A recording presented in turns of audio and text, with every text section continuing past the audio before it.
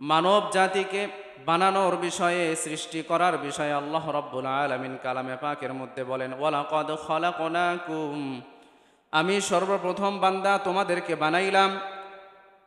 সুম্মা সাওয়ারনাকুম, অতঃপর তোমাদের রূপ আকৃতিতে আমি তোমাদেরকে গঠন করলাম।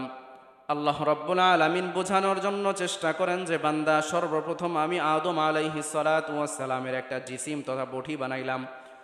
বডি বানানোর পরে এই বডিকে আমি আকৃতি দান করলাম, রূপ দান করলাম, চেহারা দান করলাম। দান করার পরে কি করলাম? সুম্মা কুলনা লিল মালাইকাতি ইসজুদু লিআদম, আমি আরশের সমস্ত ফেরেশতাদেরকে উদ্দেশ্য করিয়া বললাম যে হে মালাইকা, সমস্ত ফেরেশতারা, তোমরা সবাই আদম আলাইহিস সালামকে তোমরা সিজদা করো। আমার কথাটা শোনার সঙ্গে সঙ্গে সমস্ত ফেরেশতারা সিজদা করলো, কিন্তু কুলনা লিল মালাইকাতি ইসজুদু লিআদম ফাসাজাদু ইল্লা ইবলিস, সবাই সিজদা করলেও ইবলিস সিজদা করলো না। লাম ইয়াকুম মিনাস সাজিদিন, আল্লাহ রাব্বুল আলামিন বলেন যে ইবলিস যখন সিজদা করে নাই, তথাপি ওই ইবলিস সিজদাকারীদের মধ্য থেকে সে দূরীভূত হয়ে গেল। অর্থাৎ আল্লাহ রাব্বুল আলামিন আদম আলাইহিস সালাতু ওয়াস সালামকে বানানোর পরে সমস্ত ফেরেশতাদেরকে বললেন সিজদা করো। সবাই এক বাক্যে, এক হুকুম শোনার সাথে সাথে সবাই সিজদা করেছে, কিন্তু ইবলিস সিজদা করে নাই। আল্লাহ রাব্বুল আলামিন বলেন যে সে সিজদাকারীদের দল থেকে সে বের হয়ে গেল। সে যে সিজদাকারীদের দল থেকে বের হয়ে গেল, কোন দলের অন্তর্ভুক্ত হলো? এই দল থেকে বের হয়ে যাওয়ার পরে কোন দলের অন্তর্ভুক্ত হলো, এ ব্যাপারেও আল্লাহ রাব্বুল আলামিন কালামে পাকের মধ্যে বলেন, وَإِذْ قُلْنَا لِلْمَلَائِكَةِ اسْجُدُوا لِآدَمَ فَسَجَدُوا إِلَّا إِبْلِيسَ أَبَى وَاسْتَكْبَرَ وَكَانَ مِنَ الْكَافِرِينَ। আল্লাহ রাব্বুল আলামিন বলেন, আমি যখন ফেরেশতাদেরকে বললাম যে তোমরা সবাই আদমকে সিজদা করো, ফাসাজাদু, সবাই আদম আলাইহিস সালাতু ওয়াস সালামকে সিজদা করলো, কিন্তু ফাসাজাদু ইল্লা ইবলিস, ইবলিস আদমকে সিজদা করলো না। আবা ওয়াস্তাকবার, সে তো সিজদা করলোই না, তথাপি সে আল্লাহ রাব্বুল আলামিনের সামনে সে দাম্ভিক এবং অহংকারের সাথে দাঁড়িয়ে গেল। আল্লাহ রাব্বুল আলামিন বলেন, ওয়াকানা মিনাল কাফিরিন, আমি আল্লাহ ওই মুআল্লিমুল মালাইকা তথা এই ইবলিসকেও আমি কাফেরদের দলের অন্তর্ভুক্ত করে দিলাম। অর্থাৎ যখন সে সিজদা করলো না, আমি ইবলিসকে কাফেরদের দলের অন্তর্ভুক্ত বানাইলাম। একটু চিন্তা করেন যে আল্লাহ রাব্বুল আলামিন ইবলিসকে, যেই ইবলিসকে আল্লাহ রাব্বুল আলামিন ইবাদত করাইতে করাইতে মুআল্লিমুল মালাইকা, সমস্ত ফেরেশতাদের সর্দার বানাইছিলেন। ইবলিসের দুনিয়া আখেরাতে এমন একটা জায়গা নাই যে জায়গাতে ইবলিস সিজদা করে নাই, এমন একটা জায়গা অবশিষ্ট নাই। এরকম একজন মুআল্লিমুল মালাইকা, লক্ষ কোটি গুণ শ্রেষ্ঠ একজন ব্যক্তি ছিল যে সময়ে, এই ব্যক্তিটা একটা বার আল্লাহর হুকুম অমান্য করার কারণে, শুধু একটা সিজদা দেওয়ার অমান্য করার কারণে যদি সে কাফেরদের দলের অন্তর্ভুক্ত হয়, সে যদি একটা সিজদা আল্লাহকে না দেওয়ার কারণে কাফেরদের দলের অন্তর্ভুক্ত হয়, ভাই আপনি আমি কতগুলো সিজদা দিচ্ছি না, কতগুলো সিজদা দিচ্ছি না, দিনকে দিন, সপ্তাহকে সপ্তাহ, মাসকে মাস, বছরকে বছর আমাদের চলে যাচ্ছে, হায়াতের জিন্দিগি আমি শেষ করে ফেলছি। আল্লাহ রাব্বুল আলামিনের ফরজ বিধান নামাজের আমি একটা সিজদা দিচ্ছি না। উচুট খেয়ে পড়লে পূর্ব দিকে পড়ি, পশ্চিম দিকে পড়ি না। আমরা যদি পড়তে যাই পূর্ব দিকে পড়ি, পশ্চিম দিকে পড়ি না, এমন আমাদের অবস্থা। যদি এটা হয়, সে যদি একটা সিজদা না দেওয়ার কারণে কাফের হয়, ভাই আপনি চিন্তা করে দেখেন, আমি যদি 1000টা সিজদা না দেই, আল্লাহর সাথে যদি নাফরমানি করতেই থাকি, তাহলে আমার স্থানটা কোথায়? সে তো মুআল্লিমুল মালাইকা ছিল, সে তো ফেরেশতাদের সর্দার ছিল। তার যদি অবস্থা এটা হয়, আপনার আমার অবস্থা কোথায়? কোথায় আছি আমরা? এই অবস্থা ছিল মুআল্লিমুল মালাইকার। আল্লাহ রাব্বুল আলামিন তাকে কাফেরদের দলের অন্তর্ভুক্ত বানাইলেন। কাফেরদের দলের অন্তর্ভুক্ত করার পরে আল্লাহ রাব্বুল আলামিন বলতেছেন, ক্বালা মা মানা'কা আল্লা তাসজুদা ইয আমারতুক। আল্লাহ রাব্বুল আলামিন ইবলিসকে, যখন সে আদমকে সিজদা করলো না, তখন ইবলিসকে আল্লাহ রাব্বুল আলামিন প্রশ্ন করলেন, ইবলিস এমন কি জিনিস ছিল যার কারণে তুমি সিজদা করলো না? কোন জিনিসটা তোমাকে সিজদা করা থেকে বাধা প্রদান করলো? ইবলিস তখন আল্লাহ রাব্বুল আলামিনের সামনে যুক্তি দায়ের করে, ক্বালা আনা খায়রুম মিন খলাকতানি মিন নার।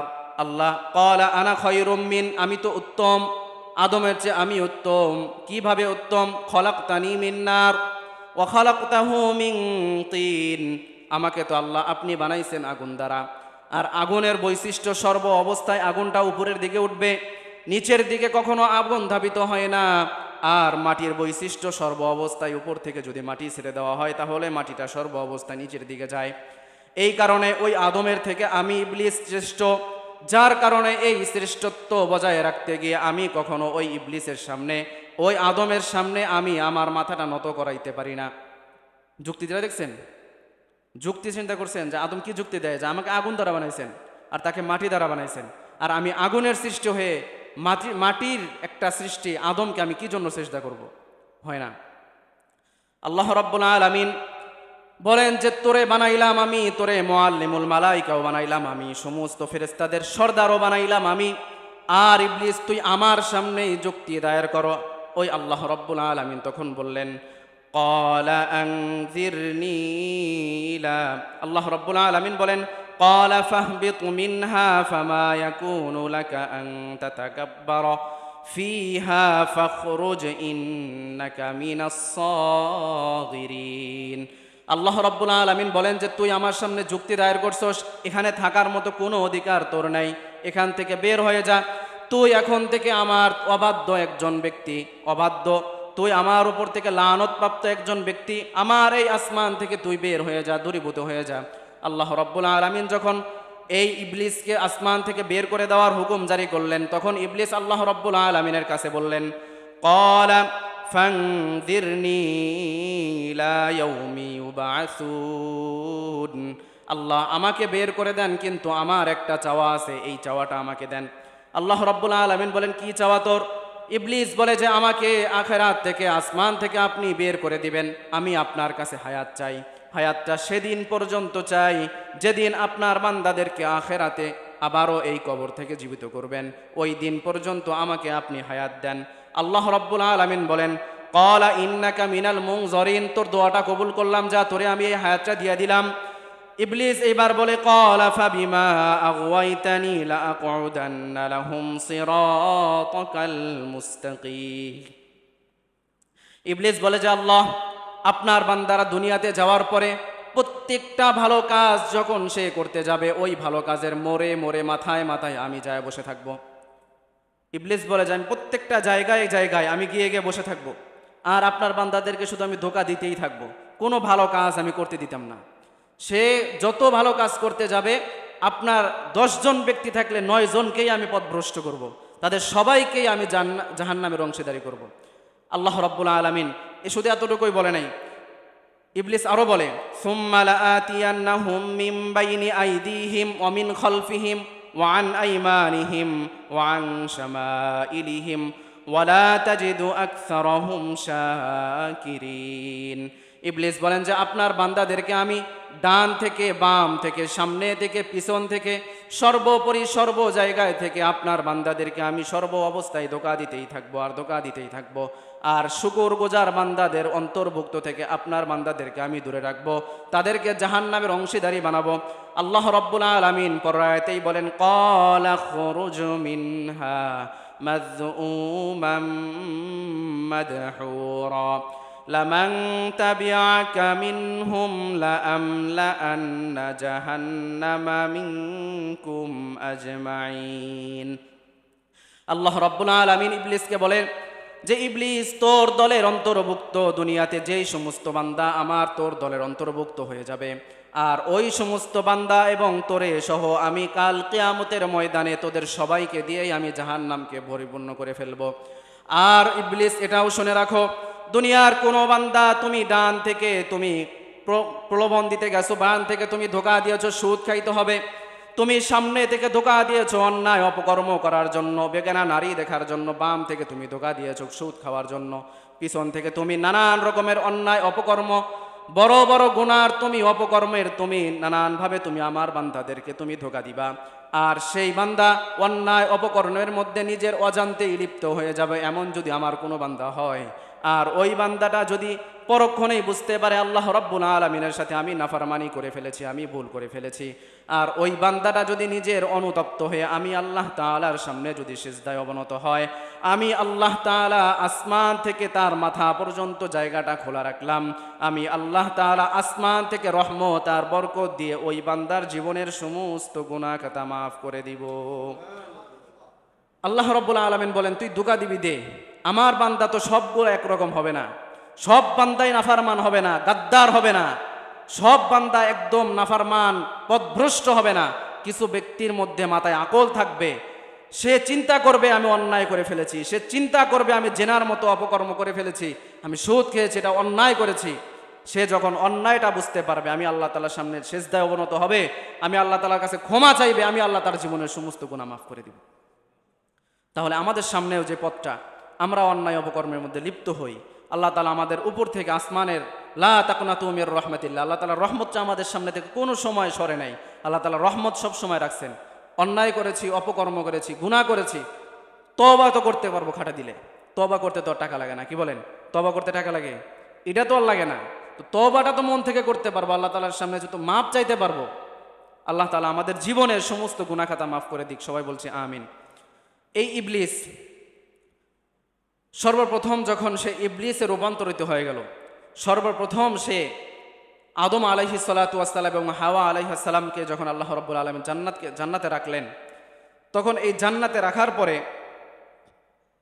ইবলিস নানান রকমভাবে প্রথম যে প্রলোভনটা দিল, প্রথম যে কুমন্ত্রণা ইবলিস আদমকে দিয়েছিল, সেটা হলো আল্লাহ রাব্বুল আলামিন বলেছিলেন, ওয়া আদামু উসকুন আনতা ওয়া যাওজুকাল জান্নাহ وَكُلَا مِنْهَا رَغَدًا حَيْثُ شِئْتُمَا وَلَا تَقْرَبَا هَذِهِ الشَّجَرَةَ فَتَكُونَا مِنَ الظَّالِمِينَ। আল্লাহ রাব্বুল আলামিন আদম আলাইহিস সালামকে বললেন, আদম, তুমি তোমার স্ত্রীকে নিয়ে জান্নাতের মধ্যে ঘুরবা ফিরবা, খাইবা, যা ইচ্ছা সেটা করবা, যেখানে ইচ্ছা তুমি সেখানেই যাইবা, কিন্তু খবরদার আদম তুমি ওই গাছের নিকটে যাইবা না। যদি তুমি ওই গাছের নিকটে যাও আর ওই গাছের থেকে যদি তুমি ফল ভক্ষণ করো, তাহলে তুমি জালেমদের অন্তর্ভুক্ত হইবা। আল্লাহ রাব্বুল আলামিন যখন এই কথাটা দিলেন, তখন ইবলিস এই একটা প্লাস পয়েন্ট নিয়ে ইবলিস আদম আলাইহিস সালাতু ওয়াস সালামকে নানান রকমভাবে ধোঁকায় আর ষড়যন্ত্র করতে শুরু করলো। আদম আলাইহিস সালাতু ওয়াস সালামকে ধোঁকা দিয়ে যখন সে পার না পেয়েছে, আদম আলাইহিস সালাতু ওয়াস সালামের স্ত্রী হাওয়া আলাইহিস সালামকে যে ধোঁকা দেওয়া শুরু করলো, আর সে এক পর্যায়ে বলল, ওয়াকাসামাহুমা ইন্নী লাকুমা লামিনান নাসিহিন। আদম আর হাওয়াকে উদ্দেশ্য করে বলে, তোমাদের আমি ভালো চাই, কসম করে বলছে, আল্লাহর কসম। ইবলিস বলে, আল্লাহর কসম, আমি কসম করে বলতেছি, আমরা তোমাদের ভালো চাই, তোমরা যদি এই গাছের ফল খাও তাহলে তোমরা আবাদুল আবাদ এই জান্নাতের ভিতরে থাকতে পারবা, আর যদি এই ফলটা না খাও আল্লাহ তাআলা তোমাদেরকে জান্নাত থেকে বের করে দিবে। উল্টা, শয়তানের পুরো উল্টা কথা। আল্লাহ তাআলা বলছে এটা খাইলে বের করে দেবো, আর সে বলে কসম খায় বলে যে আমি তোমাদের ভালো চাই, আমি তোমাদের অনেক হিতাকাঙ্ক্ষী, তোমরা এই ফল খাও, ফল খাইলে আজীবন আবাদুল আবাদে জান্নাতের মধ্যে থাকতে পারবা। সে সর্বপ্রথম এই একটা ধোঁকা দিয়ে যখন হাওয়া আলাইহিস সালাম এই একটা ফল নিয়ে আদম এবং দুজন খাইলেন, খাওয়ার পরে তাদের শরীর থেকে বিবস্ত্র হয়ে গেলেন, সমস্ত কাপড় চোপড় সব খুলে গেল এবং আল্লাহ রাব্বুল আলামিন জান্নাত থেকে তাদেরকে দুনিয়ায় পাঠাইলেন। এই ছিল প্রথম একটা ধোঁকা। দ্বিতীয় যেই ধোঁকা, সেটা হলো দুনিয়াতে আসার পরে আল্লাহ রাব্বুল আলামিন আদম এবং হাওয়াকে দীর্ঘদিন পরে যখন একত্রিত করলেন, একত্রিত করার পরে আদম এবং হাওয়া দুজন আল্লাহ রাব্বুল আলামিন দুজনকে সন্তান দান করছিলেন, কিন্তু সন্তানগুলো ছিল যমজ সন্তান। তো আল্লাহ রাব্বুল আলামিন দীর্ঘ সন্তান দেওয়ার পরেও এই প্রথমে যেই সন্তানটা হয় আদম আলাইহিস সালাতু ওয়াস সালামের, সেই সন্তানটাই মারা যায়, শুধু মারা যায়। এক পর্যায়ে এই ইবলিস তখন চিন্তা করলো যে আদম আলাইহিস সালাতু ওয়াস সালামের এই হাওয়াকে আবারও একটু ষড়যন্ত্র করা দরকার। সব সময় যখন সন্তানগুলো মারা যাইতে শুরু করলো, তখন এই ইবলিস হাওয়া আলাইহিস সালামকে এসে প্রলোভন দিল যে তুমি তো নাম রাখো আব্দুল্লাহ, এরপরে নাম রাখো উবাইদুল্লাহ, নানান রকমের নাম রাখো, আর সন্তান মারা যায়, আমি তোমাকে একটা নাম দিয়ে যাই, এই নামটা যদি রাখো তাহলে আর তোমার সন্তান মরতো না। কি নাম? বলে তুমি নাম রাখো আবুল হারেস, আবুল হারেস নামটা রাখো, তাহলে আর সন্তান মরতো না। তখন পরবর্তী সন্তানের নাম রাখলো আবুল হারেস। এই হারেস এটা শয়তানের একটা নাম, আল্লাহ রাব্বুল আলামিন দিয়েছেন। তো এই আবুল হারেস যখন দিল, তখন শয়তানের পিতা হয়ে গেল এই সন্তান, আর এই সন্তানটা তখন মারা গেল না। তো দ্বিতীয়বার আবারও এই একটা প্রলোভন, এই একটা শয়তানের প্রমন্ত্রণার মধ্যে তার ফাঁদের মধ্যে পড়ে গিয়েছিল শয়তানের দ্বিতীয় ধোঁকা। তৃতীয় যেই ধোঁকা সেটা হলো এই কুরবানি সংক্রান্ত যে আমরা একটা ঘটনা জানি, হাবিল এবং কাবিলের যে ঘটনাটা জানি। আল্লাহ রাব্বুল আলামিন দুনিয়ার শুরু লগ্নে সন্তান দান করেছেন দুনিয়াতে বসতি স্থাপন করার জন্য, এই বংশ বিস্তার করার জন্য যমজ যমজ সন্তান দান করতেন। একটা সন্তান ছেলে একটা মেয়ে, পরবর্তীতে আবার একটা ছেলে একটা মেয়ে, এরকমভাবে দান করতেন। তো এরকমভাবে দান করার ফলে পূর্বের সন্তান আর ছেলে পরেরটার মেয়ে এরকমভাবে বিবাহ হইতো ওই শরীয়তে, আদম আলাইহিস সালামের শরীয়তে। আর পরেরটার ছেলে পূর্বেরটার মেয়ে এরকমভাবে বিবাহ বন্ধনে আবদ্ধ করে দিত আদম আলাইহিস সালাতু ওয়াস সালাম। সেমভাবে সর্বপ্রথম যে সন্তানটা আসলো সেটা হলো কাবিল, তার সাথে একটা বোন আসলো। পরবর্তীতে যে সন্তানটা আসলো সেটা হলো হাবিল, তার সাথেও একটা বোন আসলো। কিন্তু কাবিলের সাথে যেই বোনটা ছিল সেটা ছিল সুন্দর, আর হাবিলের সাথে যেই বোনটা ছিল সেটা ছিল একটু তুলনামূলক অসুন্দর। তাদের কাবিল যেই কাজের মধ্যে লিপ্ত ছিল বালক হওয়ার পরে থেকে, সেটা হলো সে ক্ষেত খামারে কাজ করত, চাষাবাদের মধ্যে কাজের মধ্যে লিপ্ত ছিল। আর হাবিল যেই কাজটা করত সেটা হলো সে বকরি চড়াইত। তো সে যখন তারা দুজন যখন উপযুক্ত বয়সে উপনীত হলো, তখন আদম আলাইহিস সালাতু ওয়াস সালাম তাদের উভয়জনকে বিবাহ করায় দেওয়ার জন্য ইচ্ছা পোষণ করলেন। তাদের কাছে প্রস্তাব রাখলেন যে পূর্বের সন্তান পরেরটা মেয়ে, আর পরেরটার ছেলে পূর্বেরটার ছেলে। এরকমভাবে যখন প্রস্তাব করলেন তখন কাবিল প্রশ্ন করে বসলো যে না, আমার সাথে যেই বোন আসছে সুন্দরী, আমি তারই বিবাহ করব, পরের বোনকে আমি বিবাহ করতাম না। এই একটা যুক্তি দায়ের করলো, সে আমার বোন আমার সাথে আসছে, সে আমাকে ভালো বোঝে, তাকেই আমি বিবাহ করব। এরকমভাবে নানান রকম একটা যুক্তি আদম আলাইহিস সালাতু ওয়াস সালামের সামনে দায়ের করলেন। কিন্তু আদম আলাইহিস সালাতু ওয়াস সালাম শরীয়তের কথা বললেন যে আল্লাহ তাআলার বিধান তো এটা নয়। আল্লাহ তাআলার বিধান হলো যে পূর্বের সন্তান পরেরটার মেয়ে, আর পরেরটার ছেলে পূর্বেটার মেয়ে, এরকমভাবে বিবাহ দিতে হবে। এক পর্যায়ে তারা উভয়জন তর্ক বিতর্কের মধ্যে লিপ্ত হয়ে গেল। আর কাবিল আর হাবিল এক পর্যায়ে সিদ্ধান্ত নিল যে আমরা উভয়জন কুরবানি করব, আর এই কুরবানির পশু যারটা কবুল হবে সেই প্রথম মেয়েটাকে বিবাহ করবে। কি কুরবানি করবে? তারা দুজন, অর্থাৎ কাবিল যেহেতু শস্য ফলাইতো, সে নানান রকমের শস্য আদি সব কিছু নিয়ে একটা পাহাড়ের উপরে রেখে আসলো। আর হাবিল সে একটা সুন্দর দেখে একটা বকরি বা অন্য একটা জন্তু সে একটা পাহাড়ের উপরে রেখে আসলো। তাদের শরীয়তে কুরবানি কবুল হওয়ার যে বিধানটা ছিল, যার কুরবানিটা কবুল হইতো সেটা হলো আসমান থেকে একটা আগুন এসে সেই কুরবানিটাকে জ্বালায়া পোড়ায়া ছাই করে দিয়ে চলে যাইত। পরের দিন সকালে দেখা গেল হাবিলের যেই পশুটা রেখে আসছিল সেই পশুটাকে পোড়ায়া ছাই করে দিয়ে গেছে, আর যেই সমস্ত শস্য রেখে দিয়ে আসছিল সেটা আর পোড়ায় নাই। তাহলে বোঝা গেল যে হাবিলের কুরবানিটাকেই আল্লাহ তাআলা কবুল করছেন, আর কাবিলের কুরবানিটাকে আল্লাহ তাআলা কবুল করেন নাই। এই যখন অবস্থা দাঁড়ালো, এই অবস্থা থেকে বোঝা যায় যে হাবিল পূর্বের বোনটাকে আল্লাহ তাআলা শরীয়ত অনুযায়ী পূর্বের বোনটাকে বিবাহ করবে। এই কথাটাকে আল্লাহ রাব্বুল আলামিন কালামে পাকের মধ্যে নবী আলাইহিস সালাতু ওয়াস সালামকে উদ্দেশ্য করিয়া বলেন, ওয়াতলু আলাইহিম নাবা আবনাই আদম বিল হক ইয ক্বাররাবা কুরবানান ফাতুকুব্বিলা মিন আহাদিহিমা ওয়া লাম ইউতাকাব্বাল মিনাল আখার ক্বালা লাআকতুলান্নাক ক্বালা ইন্নামা ইয়াতাকাব্বালুল্লাহু মিনাল মুত্তাকিন। আল্লাহ রাব্বুল আলামিন নবী আলাইহিস সালাতু ওয়াস সালামকে বলেন, হে নবী, আপনি আদম আলাইহিস সালাতু ওয়াস সালামের সন্তান হাবিল এবং কাবিলের সম্পর্কে তাদের ঘটনাটা আপনার উম্মতের সামনে বর্ণনা করেন। তারা উভয়জন কুরবানি করেছিল। কুরবানি করার ক্ষেত্রে তারা দুজন যখন তাদের পশু আর মাল সামান আদি তারা পাহাড়ের উপরে রেখে এসেছিল, আল্লাহ রাব্বুল আলামিন তাদের উভয়জনের মধ্য থেকে প্রথম জন তথা দ্বিতীয় জন তথা হাবিলের কুরবানিটাকেই আল্লাহ রাব্বুল আলামিন কুরবানি কবুল করলেন। আর প্রথম জন যখন তার কুরবানিটা কবুল করা হলো না, কাবিল তখন হাবিলকে উদ্দেশ্য করিয়া বললেন যে, ভাই আমার কাবিল, আল্লাহ তাআলা আমার এই কুরবানিটা যেহেতু কবুল করে নাই, আর তুমি আমার বোনটাকেই বিবাহ করবা, আমি এই কথাকে, আমি এই কাজটাকে আমি বরদাস্ত করব না, তোমাকে আমি হত্যা করব। হাবিল তখন সর্বোচ্চ পন্থায় চলে গেল, কি আমি তোমাকে হত্যা করে ফেলব। এক পর্যায়ে তারা কাবিল হাবিলকে হত্যা করলো। হত্যা করার পরে এখন এই হত্যাযোগ্য অপরাধ করে ফেললো। ইতিপূর্বে দুনিয়াতে কোনো মানুষ আর মারা যায় নাই, সর্বপ্রথম কাবিল হাবিলকে হত্যা করলো। আর এই হত্যা করার ক্ষেত্রে কাবিল যখন হাবিলকে হত্যা করলো, হত্যা করার পরে এখন এই লাশটাকে কি করবে? ইতিপূর্বে তো কোনো মানুষ মারা যায় নাই, কেউ মারা যায় নাই, যে কিভাবে দাফন কাফন করতে হয় এটাও তো তার জানা নাই। যখন এরকম একটা সিচুয়েশন তার সামনে দাঁড়াইলো, তখন সে কি করবে? তখন এই পাপিষ্ট হওয়ার পরেও আল্লাহ রাব্বুল আলামিনের দিকে একটু রুজু হইলেন, আল্লাহ তাআলার কাছে একটু সাহায্য চাইলেন। আল্লাহ রাব্বুল আলামিন তো কাফেরদেরকেও খাওয়ায়। আল্লাহ রাব্বুল আলামিন যতই অন্যায় অপকর্ম গুনাহ কাজের মধ্যে লিপ্ত হয়, কিন্তু আল্লাহ তাআলা তো কাউকে রিজিক দেওয়া, হায়াত দেওয়া, সুযোগ সুবিধা দেওয়া থেকে তো কোনো ব্যক্তিকে আল্লাহ রাব্বুল আলামিন মাহরুম রাখেন নাই।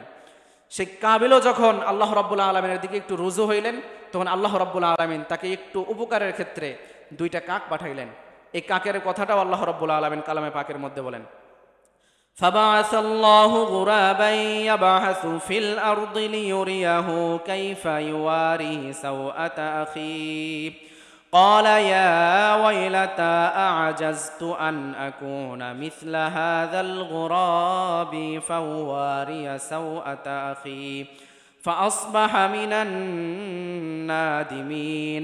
আল্লাহ রাব্বুল আলামিন বলেন, হাবিল এবং কাবিল উভয়জন কাবিল যখন হাবিলকে হত্যা করে কাবিলকে যখন হত্যা করে ফেলল, তখন আল্লাহ রাব্বুল আলামিন তাদের সামনে 2টা কাক পাঠাইলেন। আর একটা কাক অপর কাকটাকে যুদ্ধ করতে করতে, একজন অন্যজনের সাথে মারামারি করতে করতে একটা কাক অন্য কাকটাকে মেরে ফেলার পরে এই কাকটা অন্য কাককে পা ধরে ঠোঁট দ্বারা কামড় ধরে নিয়ে একটা জায়গায় নিয়ে এসে বালু থেকে বালুগুলো এক এক করে মুখ দ্বারা আর পা দ্বারা সরাইতে শুরু করলো।